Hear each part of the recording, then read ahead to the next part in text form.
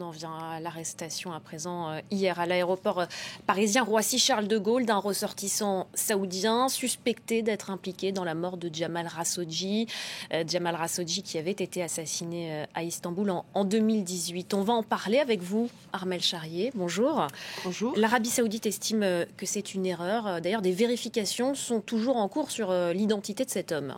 Oui, parce que l'homme a été interpellé dans un cadre précis. C'est Interpol qui avait son nom, qui avait la capacité de savoir la raison pour laquelle elle l'interpellait, c'est-à-dire d'avoir participé au commando en fait qui a tué Khashoggi et de savoir précisément où auraient été enterrés les membres du journaliste qui, je vous le rappelle, a été dépecé. Alors quand elle l'arrête, on considère effectivement que c'est un bon point puisque la Turquie demande que son extradition soit effectuée, mais l'Arabie saoudite a tout de suite sorti un communiqué qui liait deux faits.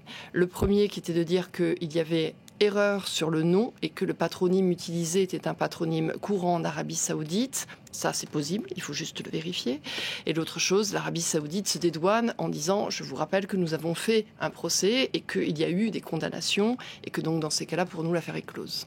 Et cette arrestation, elle intervient seulement quelques jours après la visite d'Emmanuel Macron à Jeddah, où il a rencontré le prince héritier Mohamed Ben Salman. Oui, et c'est vrai que lorsqu'Emmanuel Macron va serrer la main de Mohamed Ben Salman, les regards sont tournés vers lui parce qu'il est le premier chef d'État à aller le saluer ainsi depuis qu'il y a eu cette affaire qui a éclaboussé le monde, parce que c'était tellement médiatisé que tout le monde s'en souvient. Et le président Macron, quand il a ce geste-là, se défend d'une part en disant on va quand même parler des droits de l'homme, c'est quelque chose dont on peut parler après. Et puis l'autre chose qui largue, c'est évidemment qu'on en a besoin. En diplomatie, à un moment donné, il faut passer à autre chose, il faut faire preuve de pragmatisme, il faut faire preuve aussi de cynisme. Ce que fait le président Macron à ce moment-là, des chefs d'entreprise, des chefs d'affaires l'ont déjà fait quelque part.